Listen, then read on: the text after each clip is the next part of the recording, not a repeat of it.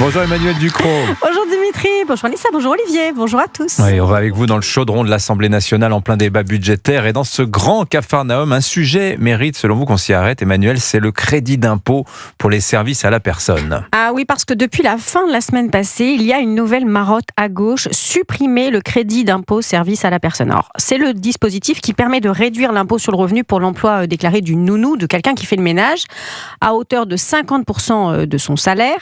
Une dépense qui est plafonnée à 12 000 € par an. Pour la bonne bouche, rappelons que ce dispositif a été créé par la gauche en 1992. Et la gauche n'en veut plus. Ah non, particulièrement la gauche LFiste, qui se déchaîne contre ce dispositif qui profite selon elle aux hyper, méga, super, turbo riches. Alors on va relativiser très vite les emportements de nos chasseurs de rupins. 4 millions de ménages bénéficient du crédit d'impôt et pour 90% d'entre eux, pour moins de 3 000 €. C'est dire si on gravite dans la stratosphère de l'opulence. Eh bien, figurez-vous que ces Crésus assujettis à l'impôt sur le revenu ont l'outrecuidance, comme le dénonce la députée Danielle Obono, de couvrir avec ce crédit d'impôt des besoins artificiels et superficiels. Alors vous allez me dire, ils doivent recruter des majordomes, des chauffeurs de maître, tu parles. Le luxe insoutenable consiste en des heures de ménage, des gardes d'enfants ou l'accompagnement de personnes âgées ou handicapées.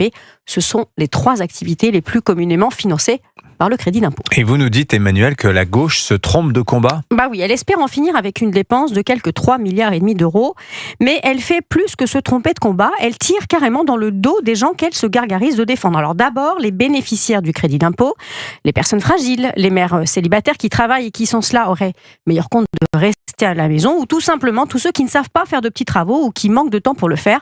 Alors manifestement, c'est ça les nouveaux méga riches, on peut donc les oublier. Mais la gauche va aussi pénaliser ceux qui travaillent grâce au crédit d'impôt. Oui, 1,3 million de personnes travaillent grâce à ce dispositif. Il a eu 2 mérites. Il a créé des emplois là où les gens galéraient eux-mêmes autrefois avec leurs parents âgés ou leurs enfants. Et il a aussi sorti du travail au noir des centaines de milliers de personnes qui ont maintenant une couverture sociale. Ce crédit d'impôt, c'est une échappatoire à la précarité. C'est donc un contresens fiscal de s'en prendre à ce crédit d'impôt service personne ? Oui. Puis la cerise sur le gâteau, c'est que ce crédit d'impôt rapporte plus qu'il ne coûte. Les fédérations de particuliers employeurs le rappellent. 1 € de crédit d'impôt génère 1,20 € à 1,50 € de recettes fiscales et sociales qui viennent donc contribuer à la solidarité nationale.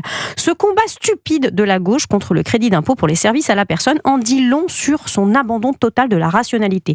Elle est obnubilée par les riches et dans l'espoir de leur faire rendre gorge, elle est prête à nuire à tous, y compris aux plus modestes.